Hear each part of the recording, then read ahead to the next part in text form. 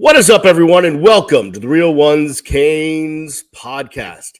He is Cam Underwood, managing editor, State of the U. Follow Cam on Twitter at Underwood Sports. I am the Beast, Brian London. Follow me at Miami Radio Beast. It's the recap show as the Canes got a victory. Remember what those are like, Cam? Victories? Yeah, I mean, few and far between recently, but yeah, it feels good, right? Yeah, it does.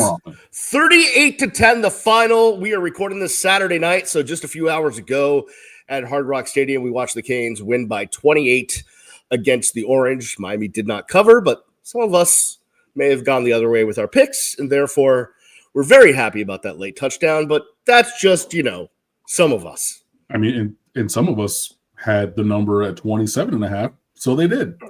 Just saying. It's a valid point.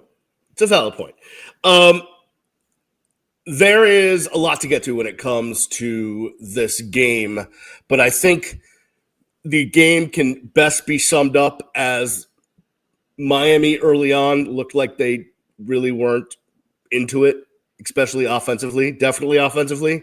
Mm-hmm. They just kind of looked – I called it a sleepy 3:30 start for Miami.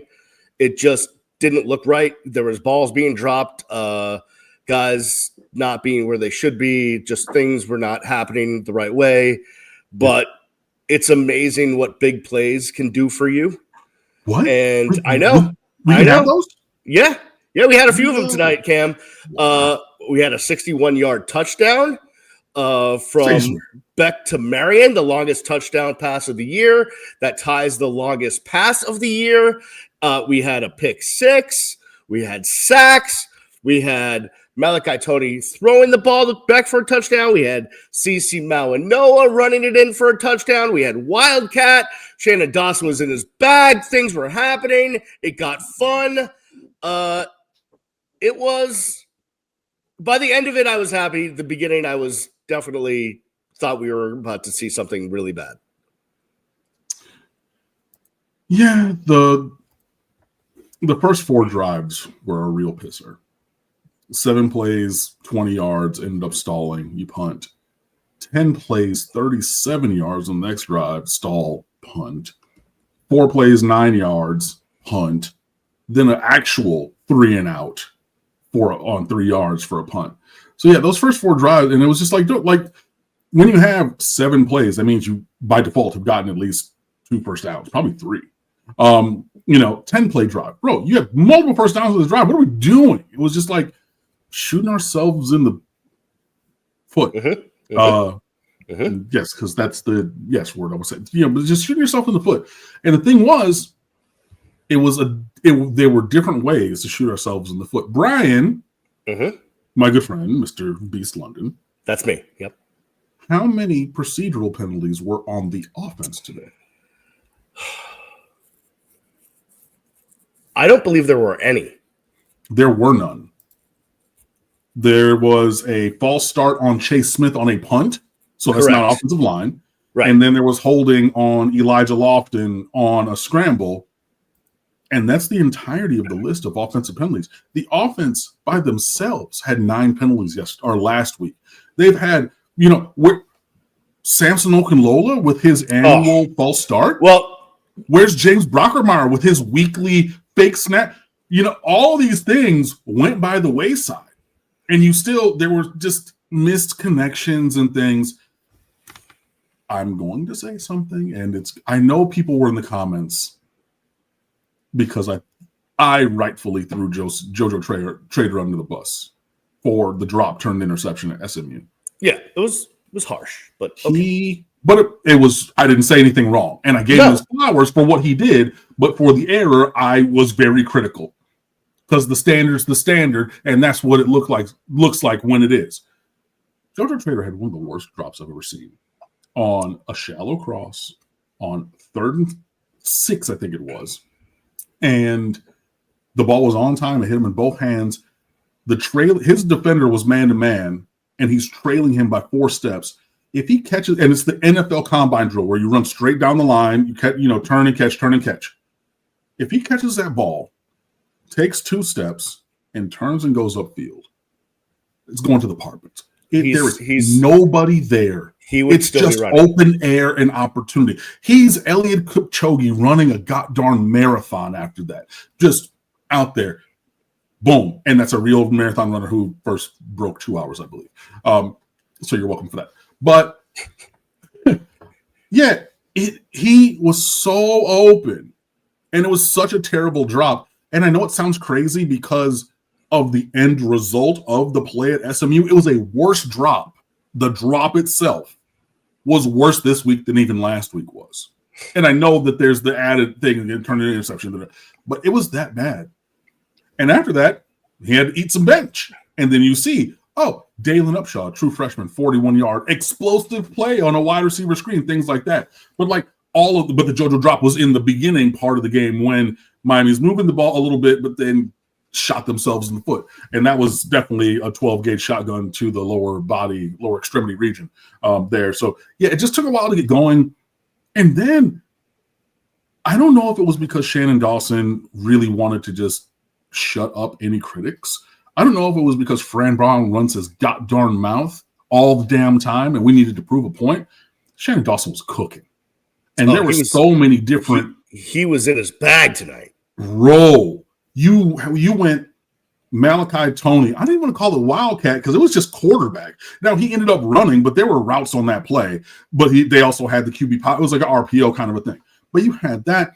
You had a throwback to the quarterback, which that is a constraint play. That's an extension of the 2-point play that we ran against Louisville with Malachi Tony on the jet sweep going right, and then he threw it to CJ Daniels. Remember that play? Yeah, it was an iteration of that, but then, okay, cool, we block it differently. We stop, I throw it back to Carson, and he goes to score. So then you have that. And then in the end of the game, you have Anez Cooper screaming at everybody, hey, run 61 special. 61 special. They call a timeout to get a throwback to Francis Mauigoa for a rushing touchdown because you had to throw it backwards to linemen in college.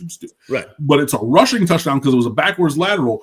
Mauigoa after the game, he cheesed. Chris Ball said the same thing. He said, hey, I told CC when I was recruiting him that I would get him a touchdown in his career.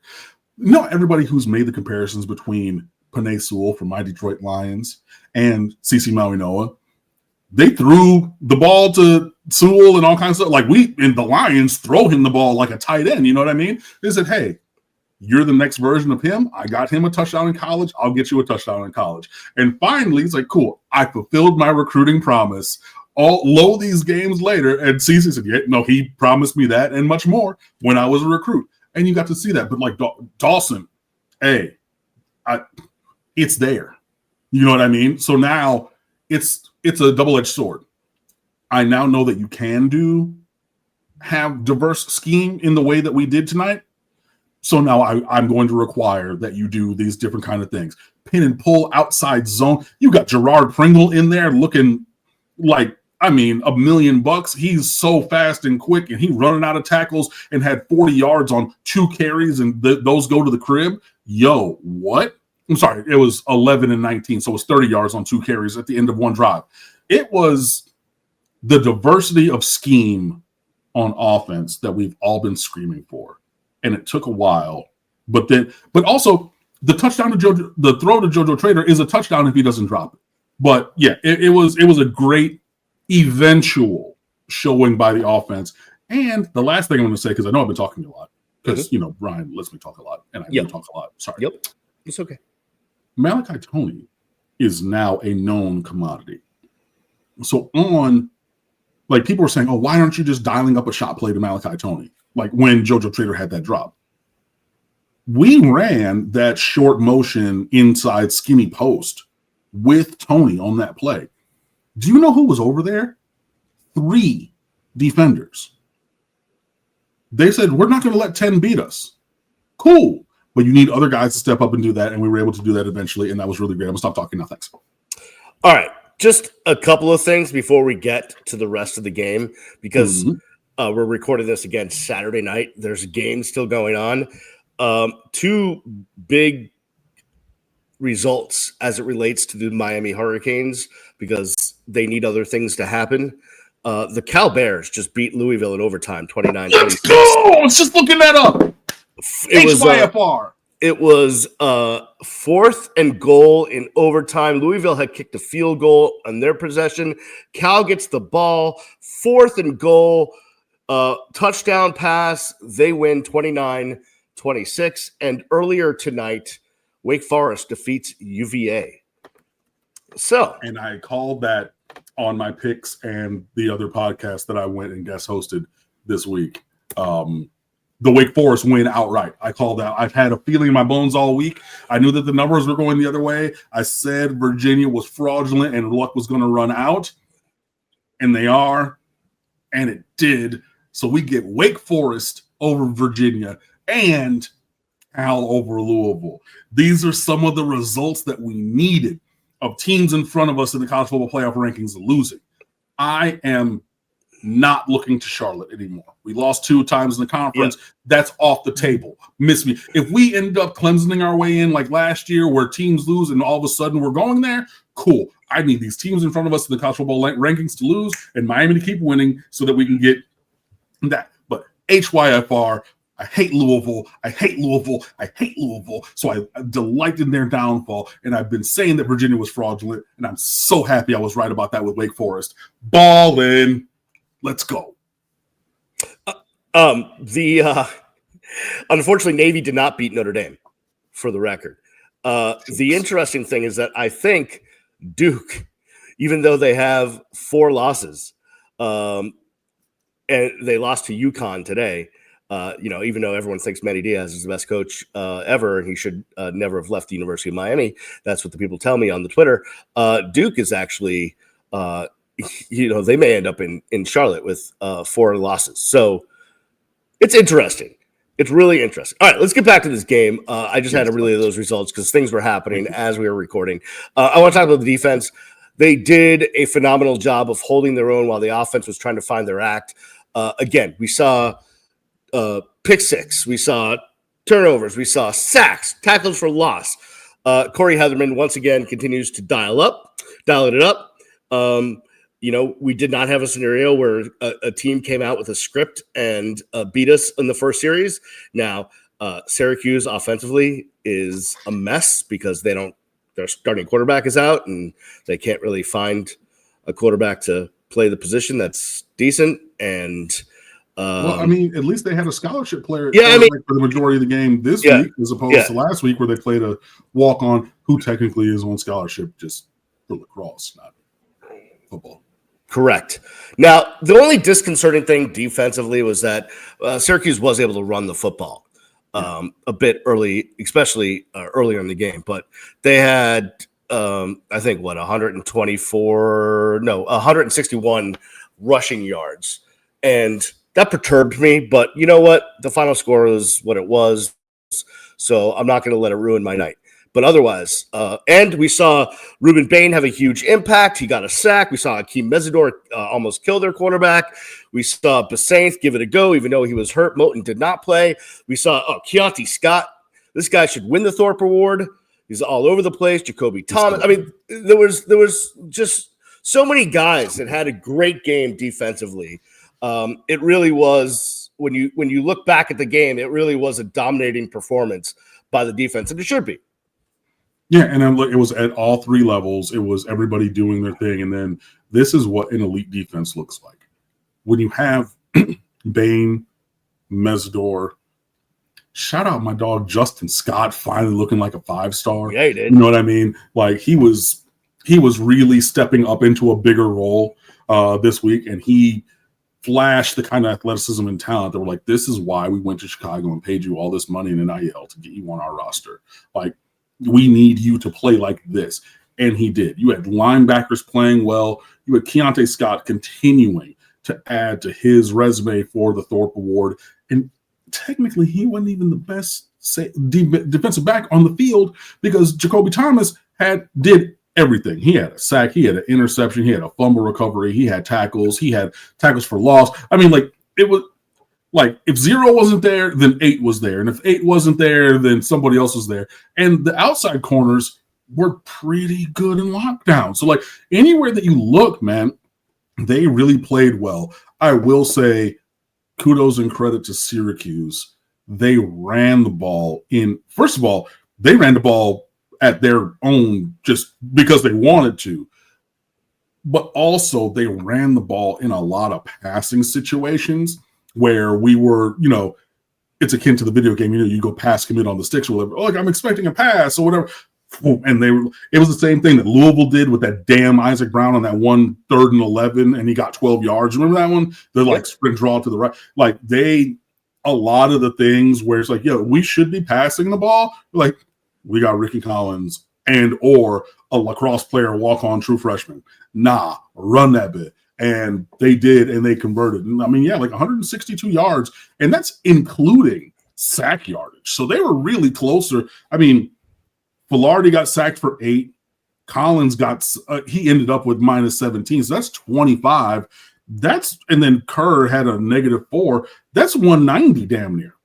You know what I mean? Like that's a stone's throw away from basically 200 raw yards, if not for that. So that was they were really gashing us in the run game a little bit. That was a little concerning, but with a defense that's willing to give up yards between the 20s, but keep you restricted in the red zone and off the scoreboard, and also goes +3 on turnovers, taking the ball away, that many times.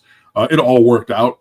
I would say, the only thing to really work on is being more prepared in passing situations for potential run plays. That's become one of the things that started to stick out about this defense, but otherwise, and they got the last touchdown on the backups, which again, depending on where you got that number or anything, significant something. Yeah. On that note, though, in Mario's post-game press conference after the game, he did mention that, as it got to the later stages of the game, he was like, a bunch of our guys were hurt and they couldn't go back in the game. So we had to have all of our backups in there. I was like, wait, what? Because you already had a bunch of guys hurt coming to the game, right? Like you're missing CJ Daniels, OJ Frederic, Moten, Bezaith was nicked up. Bain had left the game earlier and came back. And I'm sure I'm forgetting a bunch of guys, but we don't need more injuries. That's like not something. Tony Johnson randomly all of a sudden was out. The wide receiver, he wasn't even mentioned. He wasn't even on any of the reports. No, he was on. He popped up on the first report as out. Tony Johnson did. Yeah, he did. He was on. Oh yeah, that's right. You're right. Yeah, that was the other week. But that was illuminating. And I was looking, I was like, they're rotating in a lot of backups, but it was piecemeal. It wasn't. We saw an Alderman sighting. Jalen Alderman. I was like, they're really going into the bag. You know what I mean? I had to check my little flip card there for a second. Third Scroggins, he got in. Cole McConaughey got in on the D line. Dante Simpson, who had been in the rotation, he was in the rotation again tonight. Jabari Antoine, the freshman from Louisiana, he's in there.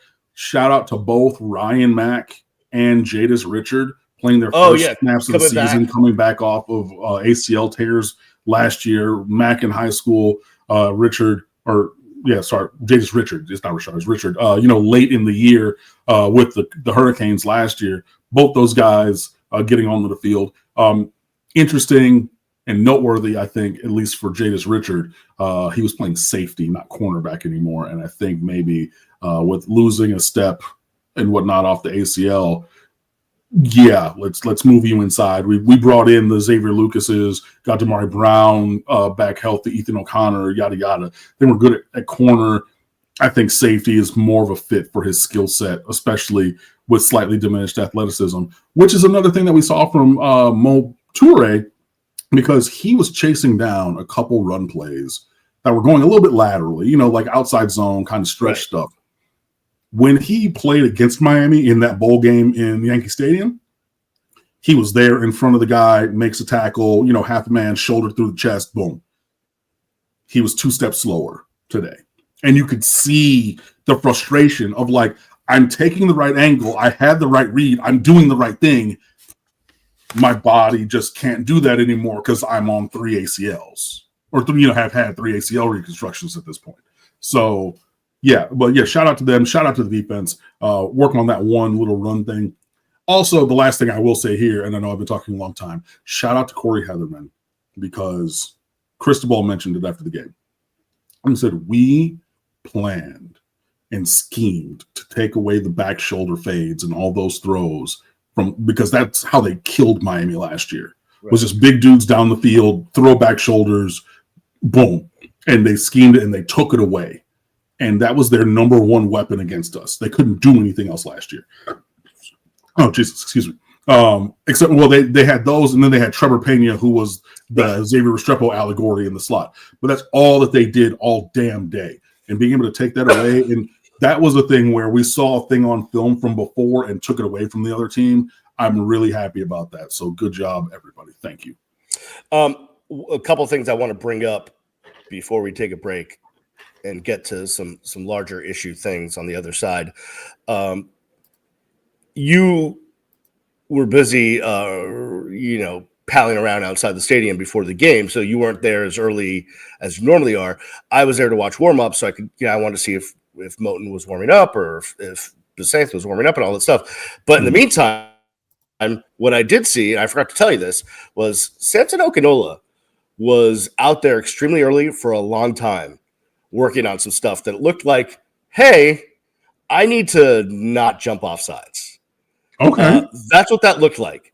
He was out there by himself for a long time. We're talking early. Like, basically, it was like Emory Williams was out there just doing his, like, yoga that he does before a game. Mm-hmm. And a couple of, like, the special teams guys were out there punting and kicking. Aside from that, it was like Samson Okunlola working on his stuff. And Good. I thought that was pretty cool. The other thing, and again, correct me if I'm wrong, I felt like in watching the warm-ups of the ones versus the ones, offensive line, defensive line, Mario Cristobal was there with the whistle and had a keen eye on how the offensive linemen were handling themselves against our ones defense, against our number one defensive line. Yeah. Listen, you know that he loves his offensive linemen, but listen, he was not going to let pre-snap penalties and bad technique happen this week. That was just not going to be a thing. Yeah, he definitely was back in the trenches. You can call it micromanaging if you want to, but he was definitely, right there down the line, like, cool, I'm going to watch all of it, just like when I coached O-line exclusive, like when that was my only coaching role. Right. I'm back in that right now. Handle yours. I'm right here. And to his credit, because I've been loud with criticism and I'm going to be loud with praise, Mario Cristobal on Monday at his presser said that he personally guaranteed that the offensive line would play better and that there wouldn't be any shenanigans with any pre-snap issues this week. He said, it's going to get fixed. It is on me. It's going to be better. I guarantee it. Words from his mouth. And delivered. Because they played better. They communicated better. I know that Syracuse brought extra rushers outside of the, late outside of the blocking scheme. And so we gave up 2 sacks for the first time in 5 ever. Sure. Cool. Got that. But nobody jumped.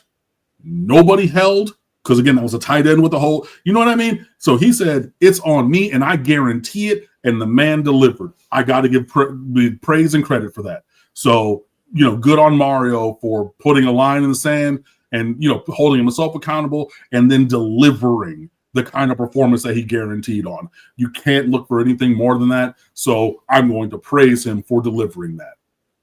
All right, we're going to take a break. On the other side, a couple of big picture topics to get to. One is something interesting that came out of the broadcast that we didn't hear because we don't have the volume up on the broadcast in the press box, but it was relayed after. So I heard about that. And two, I still need to ask you a question about the offense because I'm perplexed. So we will do that and more on the other side. You're listening and watching the Real Ones Canes podcast. We are back on the Real Ones Canes podcast. It's the recap show after Miami beat Syracuse 38-10. He is Cam Underwood. He is the managing editor at StateofTheU. Speaking of StateofTheU, Cam, some good stuff up there post game. You guys, do a pretty good job of getting in depth and doing the game coverage like it should be done at StateofTheU.com. What's going on up there at StateofTheU.com right now? We try our best to be there for everybody. So, we continue to be here, storm, sunshine, win or loss. So as always, after the game, the good, the bad, and the ugly, written by yours truly, that's up there for every single game. I started putting year tags on there because they were starting to run together. Also, the recap from Craig T. Smith and the 3 stars of the game from Mike Schiffman. The game thread, which is there, only 435 comments this week because, we lost last week, so slightly fewer. But that's still a whole lot. Players to watch down the stretch from Jake Marcus, injury report, rooting guide for the ACC this week by Mike Schiffman, all of that and more. And, hey, you can be one of our community members who hops into the feed as well. All of that for the low, low price of free. StateofTheU.com. Please come on over and fan with us and let us know how we're doing. Yeah, I am Brian the Beast London. I don't run a website, so I just want. You've contributed some. Yeah, I have. Content to State of the I try to help out when I can. A couple of things I want to get to. First, as it relates to the Miami Hurricanes offense. Once again, 59 plays for the Miami Hurricanes offense. Yeah, and it's simply just not enough, and it continues to be something that is talked about because. Every time I've ever talked to a coach that ran offenses is I've heard, listen, you got to get at least 70-something plays in a game. Like that's what you get. Like maybe if you're cruising, you get 80, but you got to get over 70 plays. Like you got to give your guys more opportunities to score with more plays. And Miami's just not doing it that way. And I feel like I need to be concerned, but maybe I'm wrong. It's just, if you convert more of your third downs, you get more plays. Miami was only 3 of 9 on third down in this game. And again, those first 4 drives, you would have had so many more plays there. I thought we were going a little bit too lateral too east-west with our early offense, not down. Even if it's a 4-yard gain, I would rather go forward than try to just go side to side type of a thing. But yeah, we need to have more plays. That's the thing that Shannon Dawson has continued to maintain. We had more plays the last couple of weeks, even in a couple of losses.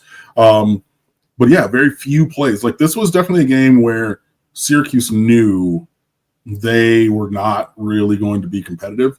So they ran the ball 43 times out of their 71 snaps. And when you run the ball, the clock ticks, you have fewer plays. I saw Kane's tapes. His name's Art. He put up a video piece. He's doing more video stuff on Twitter. And he said basically the clock rules have also had an impact of lessening the possessions in games. So you intentionally have fewer by that design, and then cool, we're going to run it more because we can't really throw it. So said Syracuse, and then all of a sudden, boom, you have fewer plays. So and Miami with lacking conversions in third down situations. So yeah, we do need to get back up into that range. I think even if you just convert 2 more third downs, that's 6 more plays. You're already into the mid 60s. Minimum, you know what I mean? Right. And it's that, the margins are that thin. You get 2 more conversions, it's a minimum of 6 more plays. Boom, you're at 63, which is okay. Well, we're 10% away from the 70-ish target. Then if you get some first downs on those plays, it extends even more. So yeah, you do want to see a little bit more of that, a little more snaps. I would say if it's going to be bombs over Baghdad, again, like it was with Cam Ward. What was that touchdown drive? I keep clicking around because I'm looking at the drives. The Keelan Marion touchdown drive was 3 plays for 78 yards in 1:09 seconds. Hello, cool. Are we going to do that? Smooth. You know what I mean? Right, yeah. I'm cool with it. If we're going 3 plays, basically 80 yards, we're not doing that often. So yeah, to be an offense that is based on good old boring efficiency, then we need the plays to stack up so the efficiency matters when you have the larger sample size of the number of plays. Syracuse ran 71 plays And they ran 43 out of 71. Yeah, that's what I'm saying. Yeah. So they had more plays, but I don't know. I just want to see us get. I would love to see us get 70 plays. It's close. It's really, and honestly, I think if you had more plays on the touchdown drive, because we usually on that 3-play drive, we usually have more plays than that. You get that with a couple of conversions, and you're close to that. But no, I agree. We need to have more offensive snaps. But even with that few number of snaps, we still had the ball more than did Syracuse. Yep, I got you. All right, one other thing I want to get to, big picture wise, and it like this argument is not going to go to rest. Big picture, yeah. The CFP. So again, we don't have the volume up on the broadcast in the press box. So like the TVs are on, we get to see the replays, but we have no idea what they're talking about. So evidently, the ESPN sideline reporter tonight on the broadcast said that the CFP selection committee insinuated that Miami beating Notre Dame wasn't a consideration for them at all because Notre Dame was so far ahead of the polls that it didn't matter. That it would only matter if Miami were within 3 spots in the polls of Notre Dame. Now, on one hand, you got the argument that, well, Notre Dame's, losses are against better teams than Miami's losses. Like, you want to do that. But the bottom line is they have the same amount of losses and Miami beat Notre Dame. What say you about whatever the? I thought you were still going. I was just trying to. No. I don't understand. Like, what do you mean that? What do you mean you didn't take into consideration Miami beating Notre Dame? Like, what the hell are you taking into consideration? It's asinine, and it is openly contradictory. The College Football Playoff Committee are the ones who set the rankings. But then they turn around and say, well, they're so far apart in the rankings, so we wouldn't have compared them head to head. Who sets the rankings? And again, last week there were 5 instances of 2 teams being ranked in the top 25 of the College Football Playoff who had played together. In 4 of those instances, the team that won head-to-head was ranked higher than the team that they beat, and they had the same record, with the single exception of Miami being 8 spots below Notre Dame. It is bullshit. Pure and simple. And what they do, sorry, I know this is a family show. What they do is, first of all, they're going against the stated structures and procedures of the College Football Playoff. They came out last year and were very intent and said, these are the criterion that we are looking at to rank teams. Sorry, criterion is singular. The criteria that we're looking at. All of the different things on the list. Then this year they came out and said, well, we're ranking on vibes. You said you were not ranking on vibes. You were ranking on actual concrete stuff. We're not doing that. Then on the one hand, they're saying, cool. So Notre Dame, good, great. They're an incredible team. They did this, great. So they're a great team, right? Yes. Okay, cool. So everything that we're talking about is relative to them being a great team, correct? Yes. Miami beat that team. Oh, well, that doesn't matter. Goalposts, shifting, moving all over the place. Like, it's just malarkey. It really is. And all they are doing is finding and creating in the moment. I have a good friend who does improv theater. She's a wonderful performer. Okay. The College Football Playoff are improv theater students because they make it all up on the spot. It's like whose line is it anyway? Everything's made up and the points don't matter, right? So they're just like, cool, we say whatever we want, and then we put these teams in these spots, and then we make up some shenanigans to justify putting Miami where they are. So it's a self-fulfilling prophecy type of a thing. It is so infuriating, and I'm very interested to see what these rankings, after Miami is won, and Virginia and Louisville in front of us have lost, and other teams, right? I'm interested to see what these rankings are like next week, and the leaps of logic that they do to justify these things. Because again, the head of the committee said, when a team loses has no bearing on where they are ranked. So then 6-2, 6-2, Miami, Notre Dame. Doesn't matter when they've lost. Oh, well, but Miami has looked inconsistent recently. But you just said recently, and then if you're talking about inconsistent, that means that you're using a loss as justification when you just said that when a team loses has no bearing. Again, I know that I'm a Miami alum. I know that you're a Miami alum. I know this is a Miami show. But when you say one thing and then in the same or next breath immediately contradict yourself just for the simple fact that the new subject of the new sentence happens to be the University of Miami, you see it for the open farce that it is. I'm done. Whatever Cam said, I definitely agree. I think it's a bunch of hogwash. Did you use that word? I did not. You got that one. Yeah, bunch of hogwash.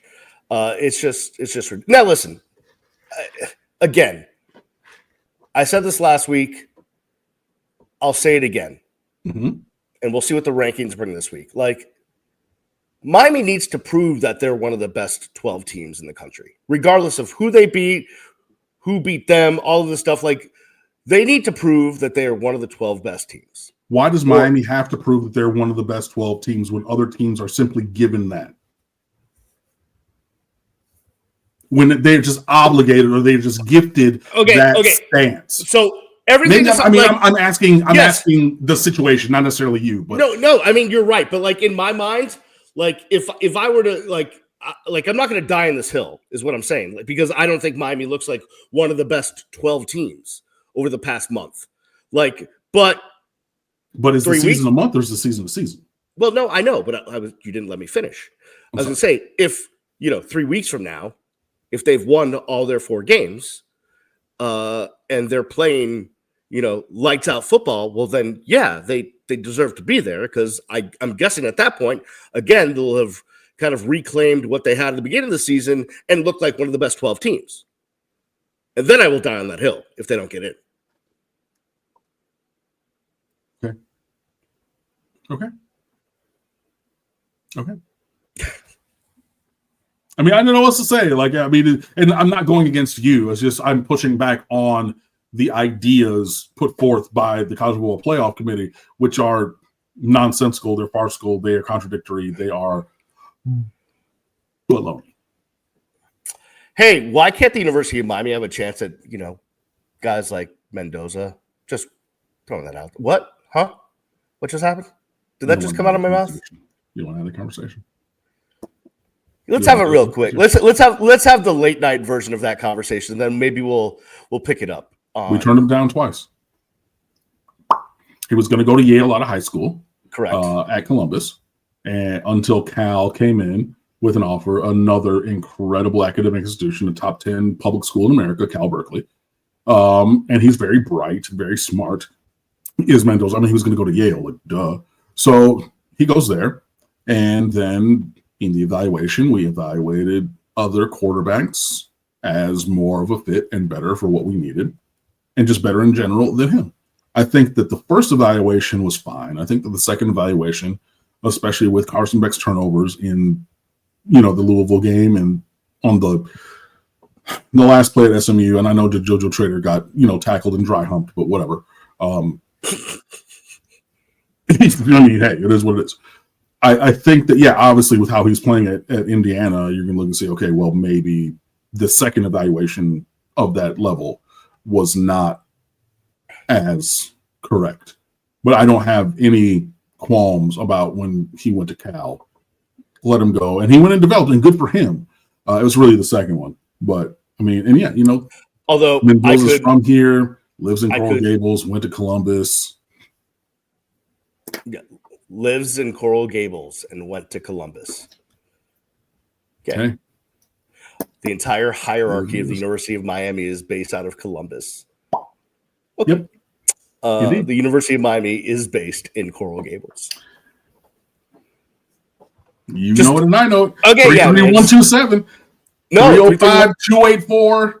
33146. 146, excuse me. 127 is Wynwood, where I used to have an office at a job that I worked at. 33146. 33146. 305-284. Yep. Insert 4 numbers here. Or they Well, at one point they went to the 6-8-9 as well because they had too many extensions. So there was a 6-8-9 at one point. I don't know if that still exists, but whatever. We know what we're talking about as it relates to the University of Miami. What I will say is this: is Mendoza looks amazing, and I think he's definitely going to be in New York if he doesn't win the Heisman. But maybe coaching has something to do with it. I agree, definitely. I think Curt Cignetti is a really good coach. Yeah, and the foundation that they laid for him at Cal is much better than I thought it was going to be. And then he is definitely taking steps forward with Curt Cignetti, who definitely knows how to coach quarterbacks. So I think that he's in a very, very good spot. And, I think that you can go back and, we can all go back and say hindsight being 20/20 on any quarterback or on any player. But yeah, we evaluated him twice, once out of school, once out of Cal, said nah both times. Okay, write this down. We're going to do this for a topic on our midweek show. Ready? Of the players that could be on this current team for the University of Miami, which is the one you'd like to have the most? Come on, dog. Dog. That's what we'll do. Come on, dog. You already know the answer, dog. I know what it is, but I could make an argument. All right. Cool. We'll just tease it there. I mean, the list is long and distinguished, but yeah, I mean, but you got to take into account, right? Because if you have X player, you may not have Y player, right? I have like a top 5 off the top of my dome. Nope. You got to save it. No one that is on my list has been mentioned today. Oh. That's a tease for you. Oh, wow. Take that. Wait, mentioned today at all? Like even when we were in the press box before or on the show? Not on this show. Okay. I have not mentioned. So you're thinking, wait, but you've already talked about Fernando Mendoza. That means tune in midweek. No, it really, if you just wanted to play the black versus white, there's only a correct answer versus not color. No. But if you just wanted to say we're just going to come up with an answer and not argue about it. Obviously there's a layup sitting out there, but I can make arguments. I think we'll talk about that when we record sometime later this week. All right. Okay. That'll do it for the recap show. Do us a favor. If you're wherever you are watching this, please subscribe. Please share. Please make a comment. We're getting tons of comments. We're getting tons of views. Keep it going. Keep it up. Keep the community going. Every once in a while, Cam will say something that you're going to hate and you want to get into the comments about. I never do that. They love me. Everyone loves me. All right. Except for the one guy that I think just ripped me that I just saw a comment right now. But that's neither here nor there. And we will talk to you next time right here on the Real Ones Canes podcast. Peace.